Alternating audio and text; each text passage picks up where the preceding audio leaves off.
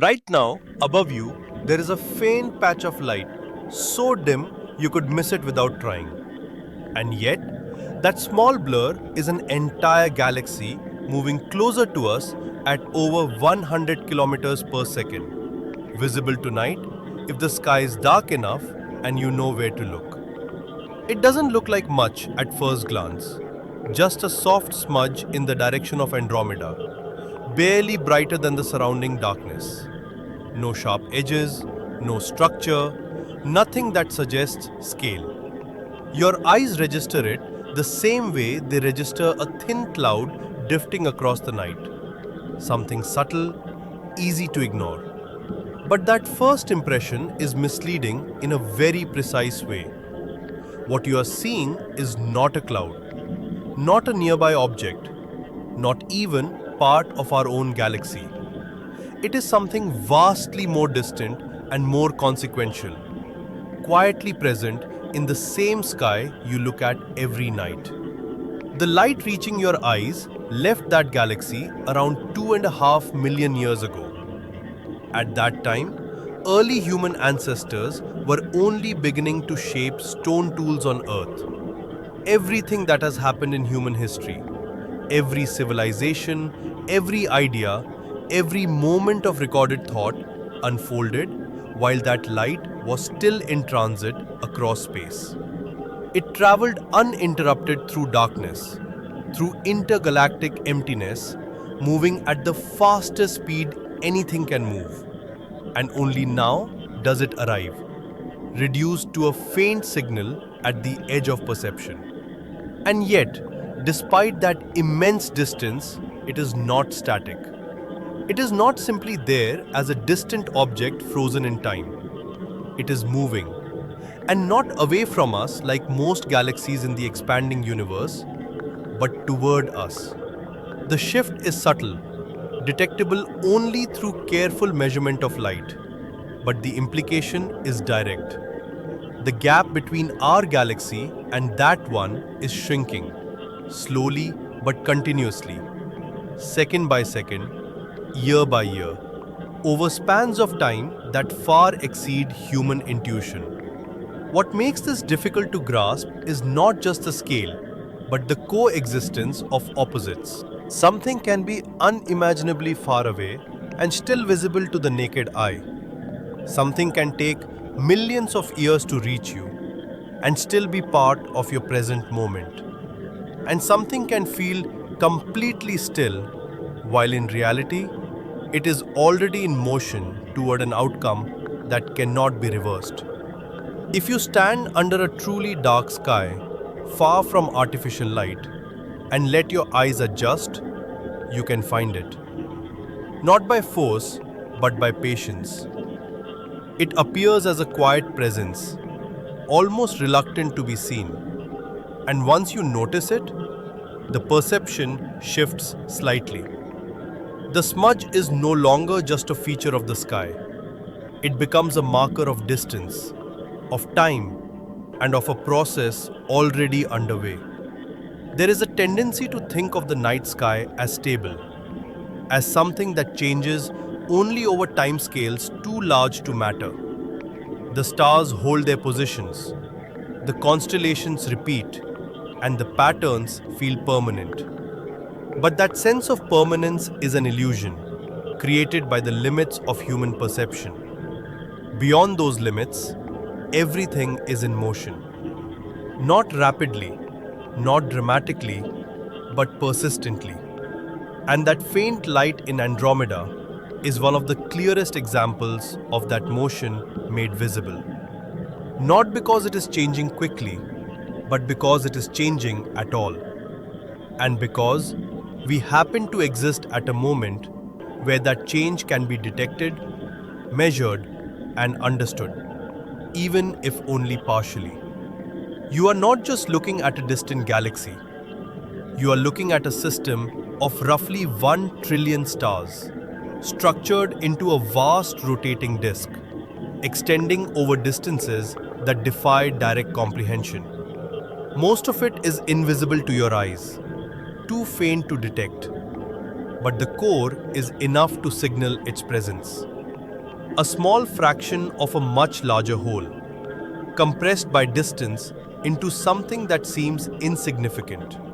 And yet, it is not insignificant. It is, in a very literal sense, our nearest large neighbor in the universe, close enough to be studied in detail, far enough to remain abstract, and positioned in such a way that its future and ours are not independent. The two systems are already interacting through gravity, already influencing each other, even if the effects are too gradual to notice without instruments. The idea that something so distant could be relevant to us feels counterintuitive. Distance usually implies separation, irrelevance, disconnection. But in this case, distance is only a delay, not a barrier. The interaction has already begun. We are simply observing it from a point in time where the consequences have not yet unfolded. And that creates a subtle shift in perspective. The night sky is no longer just a backdrop. It becomes a record of processes in motion, some of which will continue long after any current form of life is gone. The faint smudge in Andromeda is not just something to observe. It is something to consider as part of a timeline that extends far beyond human scales, yet still intersects with them in ways that are difficult to ignore. Because what you are seeing tonight is not just where that galaxy was. It is also, in a very real sense, where it is going. For most of human history, that faint light did not carry this meaning.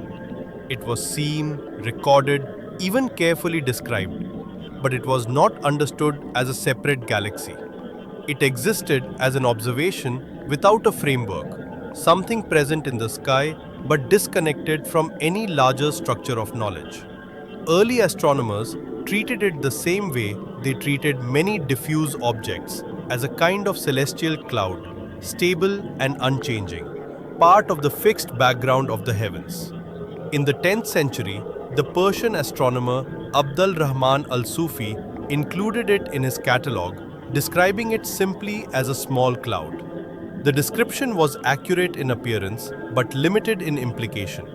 There was no reason at the time to assume it was anything more.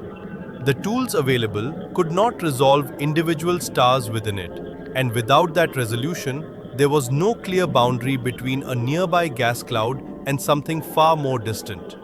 Centuries later, when telescopes began to change the scale of observation, the object was revisited. In the early 17th century, Simon Marius turned one of the first telescopes toward it and described a diffuse glow, like a candle seen through a translucent surface. The image was still soft, still unresolved, but it was now being examined with greater precision. Even so, the interpretation did not shift dramatically. It remained categorized as a nebula, one of many faint extended objects scattered throughout the sky. This uncertainty persisted for hundreds of years. Astronomers built increasingly powerful instruments, mapped more of the sky, and catalogued more nebulae, but the fundamental question remained unresolved. Were these objects part of our own galaxy, embedded within it like clouds within an atmosphere? Or were they something entirely separate, existing at distances far beyond the Milky Way? The distinction mattered because it defined the scale of the universe itself. If these nebulae were internal, then the Milky Way was essentially the entire universe. If they were external, then the universe was vastly larger than previously imagined. By the early 20th century, this question had become one of the central debates in astronomy. It was not just about classification, but about the structure of reality at the largest scale accessible to observation. And it remained unresolved until new methods allowed distance to be measured directly rather than inferred. That shift came through the work of Edwin Hubble in the 1920s. Using the 100-inch telescope at Mount Wilson Observatory, he identified a specific type of star within the Andromeda object known as Cepheid variables. These stars have a predictable relationship between the period of their brightness fluctuations and their intrinsic luminosity. By measuring how their brightness changes over time, it becomes possible to determine how far away they are, not by guesswork but by calculation. When Hubble applied this method, the result was not a refinement of existing estimates. It was a complete redefinition. The distance to Andromeda was far beyond the boundaries of the Milky Way, on the order of millions of light years. There was no way to reconcile that distance with the idea that it was a local nebula.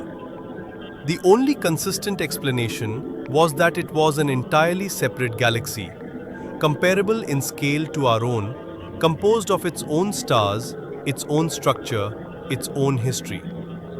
This realization expanded the known universe almost instantly.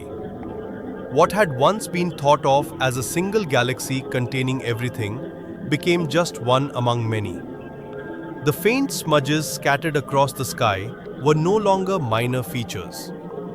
They were entire systems, each one vast, each one distant, each one independent. But even before this distance was confirmed, there had already been a clue that Andromeda was not behaving like the rest. In 1913, the astronomer Vesto Slipher analyzed the light coming from it and found something unexpected. Most galaxies exhibit redshift, a stretching of light toward longer wavelengths, indicating that they are moving away from us as the universe expands. Andromeda, however, showed the opposite pattern. Its light was shifted toward shorter wavelengths, a blue shift, indicating motion toward us rather than away. At the time, this result existed without a clear context. The scale of the universe was still uncertain, and the nature of these nebulae was still under debate.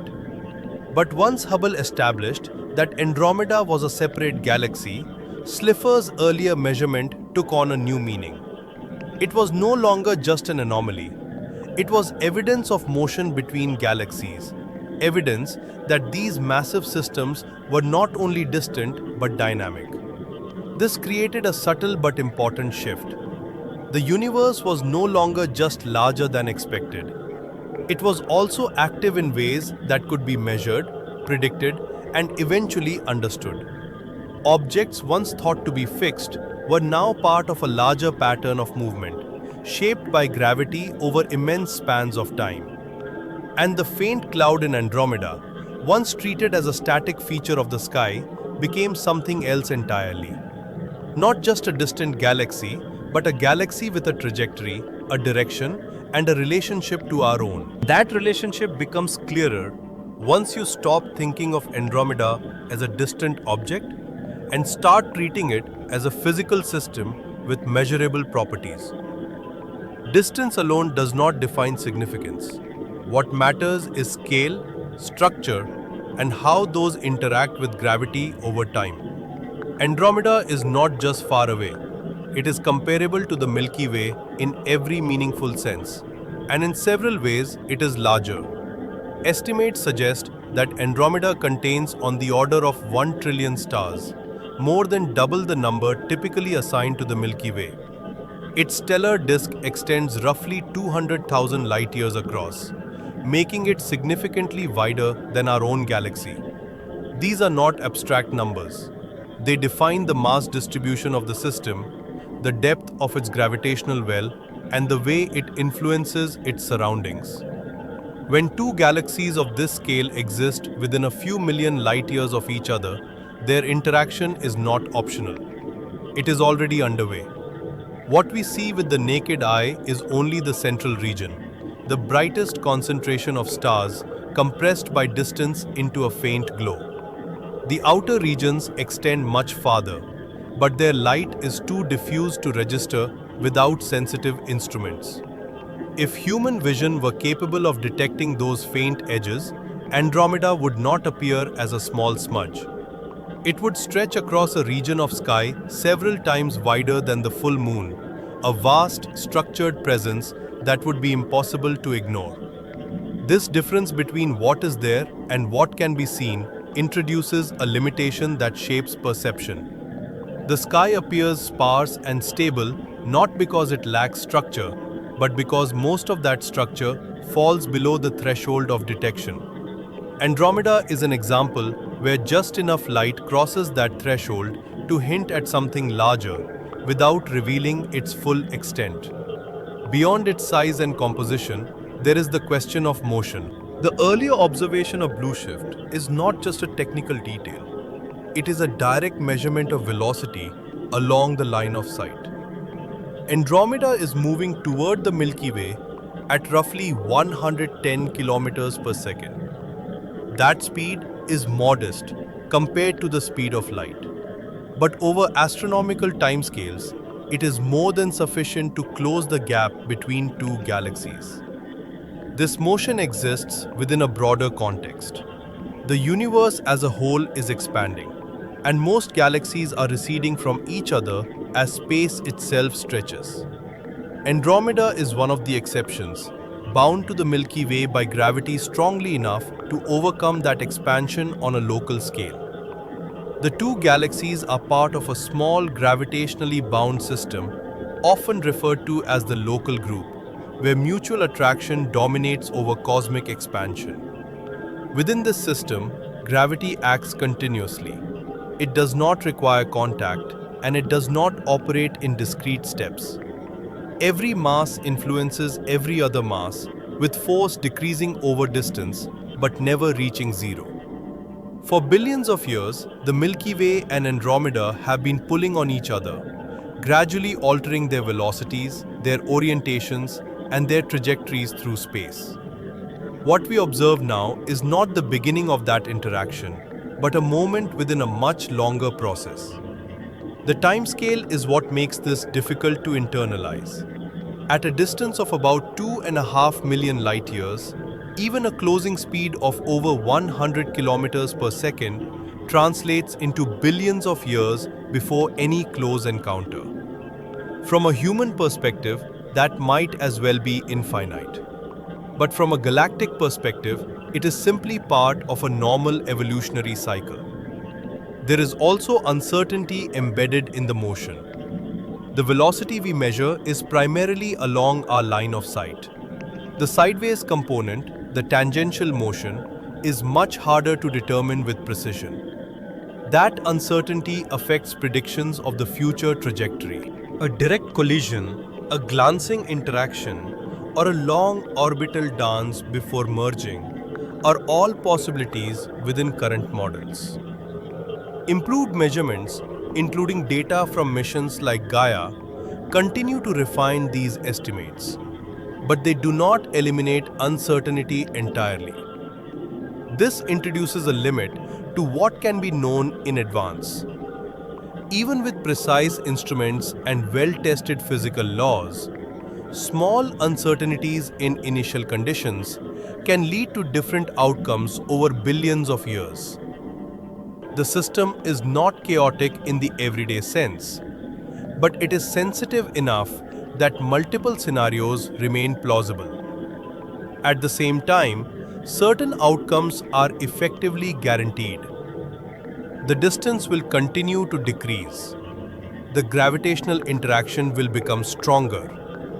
The structures of both galaxies will be affected, whether through a direct merger or repeated close passes. The details may vary, but the interaction itself is unavoidable. This creates a layered understanding. On one level, Andromeda is simply a nearby galaxy, visible as a faint patch of light. On another level, it is a massive dynamic system with its own internal complexity. And on a deeper level, it is part of a gravitational relationship that extends across millions of light years and billions of years of time. The challenge is holding all of these levels at once. To recognize that the small, almost insignificant blur in the sky corresponds to a structure of enormous scale. To understand that its motion is both slow and consequential.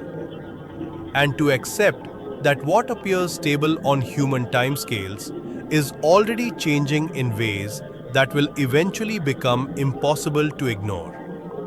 Because the key shift is not just realizing what Andromeda is, but recognizing that it is not separate from us in the way it first appears.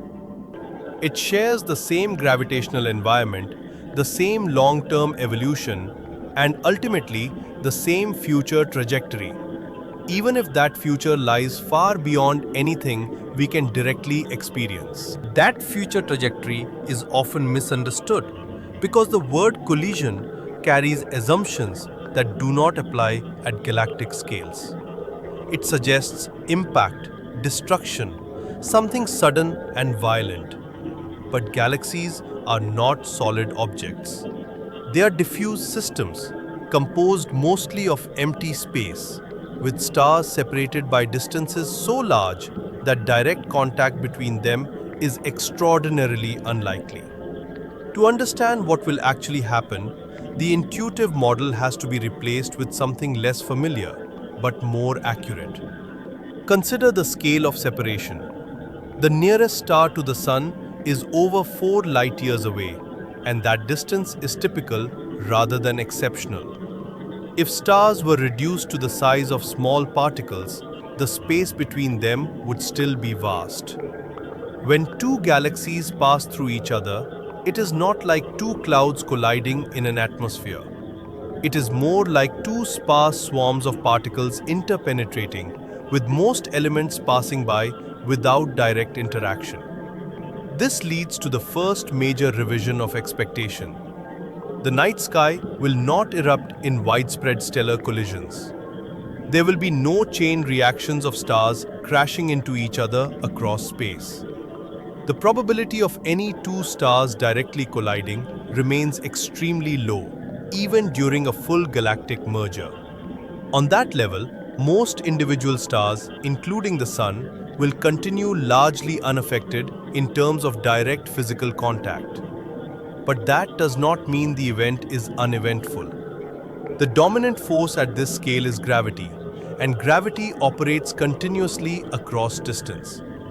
As the two galaxies approach, their gravitational fields begin to overlap more strongly. This does not pull stars straight into each other, but it does alter their trajectories. Orbits that were once stable within each galaxy become distorted as additional mass influences their motion. Stars can be shifted into new paths, some moving inward toward denser regions, others pushed outward into extended halos. In some cases, stars gain enough energy to escape entirely, becoming unbound from any galaxy and drifting into intergalactic space. These are not explosive ejections, but gradual changes in motion that accumulate over time, reshaping the overall structure. Gas behaves differently. Unlike stars, interstellar gas clouds can collide directly. When they do, they compress, and that compression triggers the formation of new stars. This leads to periods of increased star formation, often referred to as starburst phases, where large numbers of stars form over relatively short astronomical timescales.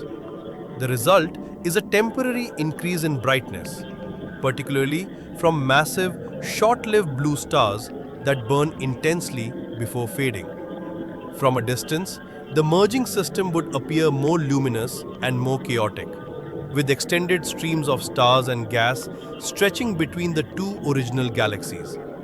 These tidal features are signatures of gravitational interaction, evidence of material being pulled away from its original configuration and redistributed into new structures.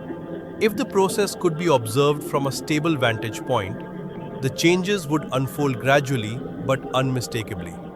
The faint, distant appearance of Andromeda would give way to a larger, more structured form.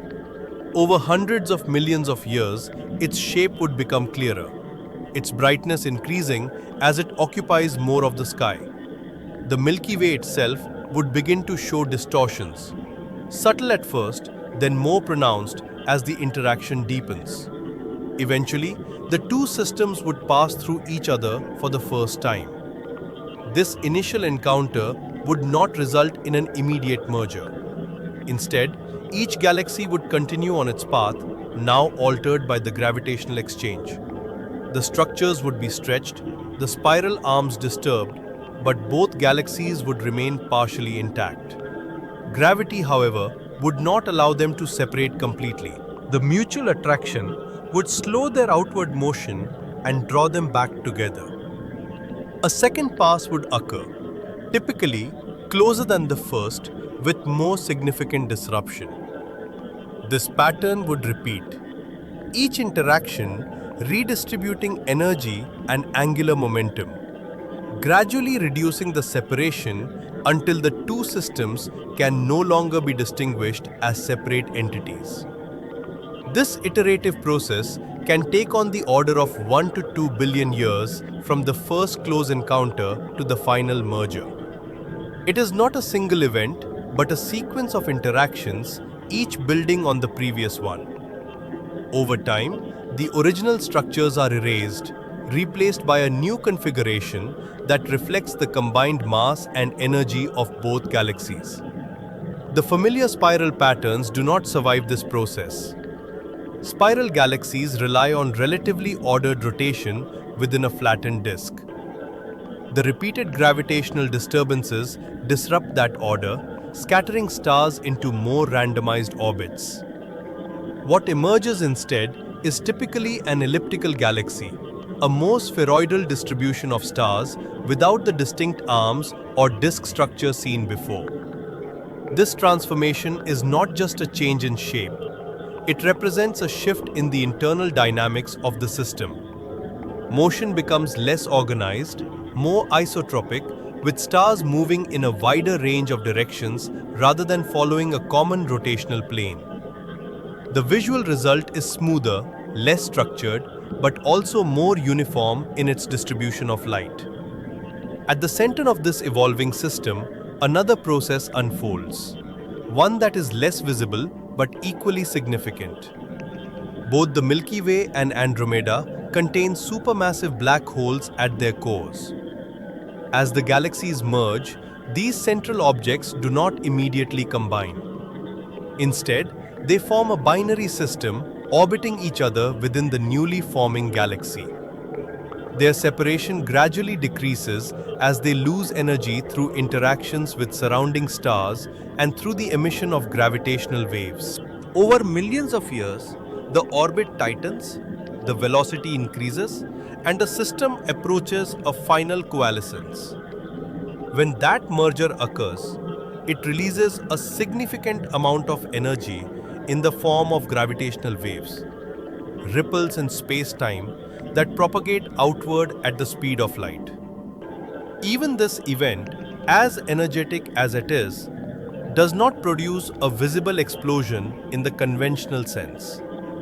The energy is not primarily emitted as light, but as distortions in space-time itself. Detectable across vast distances with the right instruments, but not something that would illuminate the sky in the way more familiar cosmic events might. All of these processes unfold without urgency. There is no moment where everything changes at once. Instead, the transformation is continuous, cumulative, and irreversible. Each stage leads naturally to the next, guided by the same physical laws that govern motion on much smaller scales, but expressed across distances and times that challenge direct intuition. And this is where the second major shift in understanding occurs. The event is not defined by sudden destruction, but by gradual reconfiguration. Nothing is simply erased. It is redistributed, reorganized, and integrated into a new structure that retains traces of its origins while no longer resembling them. What begins as two distinct galaxies, each with its own identity, becomes something else entirely. Not abruptly, but through a process that is already in motion, even if its most visible stages remain far in the future. What makes this transformation more difficult to grasp is that from within the system, it would not appear as an abstract process of structure and dynamics. It would be experienced as a changing sky. The same sky that now feels stable and familiar would begin, slowly at first, to lose that stability. Not in a way that is immediately dramatic, but in a way that accumulates, subtle shifts building over time until the difference becomes impossible to ignore. In the earlier stages, the change would be almost imperceptible. For hundreds of millions of years, Andromeda would simply grow slightly larger and brighter in the night sky. The faint smudge would become easier to see, less dependent on perfect viewing conditions. Its core would sharpen, its presence more consistent. Generations might notice that it looks different than it did before, but the change would still be gradual enough to feel continuous rather than abrupt. Then, at some point, the growth would cross a threshold of perception. The object would no longer resemble a small, isolated blur. It would begin to show structure. The central region would expand, and the surrounding disk would start to resolve into a broader shape.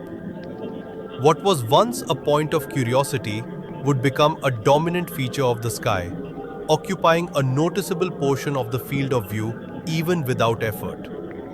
As the distance continues to close, the transformation accelerates in appearance, even if the underlying motion remains steady. The spiral structure of Andromeda would become visible, its arms extending outward, faint but distinct. Dark lanes of interstellar dust would cut across the light, creating contrast and texture. Star clusters and regions of active formation would appear as brighter patches embedded within the larger form. At this stage, the night sky would no longer be a collection of distant points. It would become layered, with one galaxy seen from within and another seen from just outside, overlapping in perspective. The Milky Way's own band of light would still be visible, but it would begin to show signs of distortion. Subtle warping, slight asymmetries, indications that the gravitational balance maintaining its structure is being altered. Over longer spans, these distortions would become more pronounced. The familiar arc of the Milky Way across the sky would bend, thicken in some regions, thin in others. Streams of stars could appear, stretching away from the main disk, tracing the paths of gravitational influence. These would not be sudden features, but gradually emerging ones, visible first to careful observers and eventually to anyone who looks long enough. At the same time, Andromeda would continue to expand across the sky, its apparent size increasing as the gap narrows. It would no longer be confined to a small region. It would extend across large sections of the sky, its brightness sufficient to alter the darkness itself. Nights would not be as dark as they once were. The additional light from billions of stars, still distant but now closer, would raise the baseline illumination of the sky. Eventually, the scale becomes difficult to compare to anything familiar. Andromeda could span a significant fraction of the sky. Its structure no longer something you look toward, but something you look into. Individual bright stars within it might become visible without magnification, appearing as distinct points embedded within the broader glow.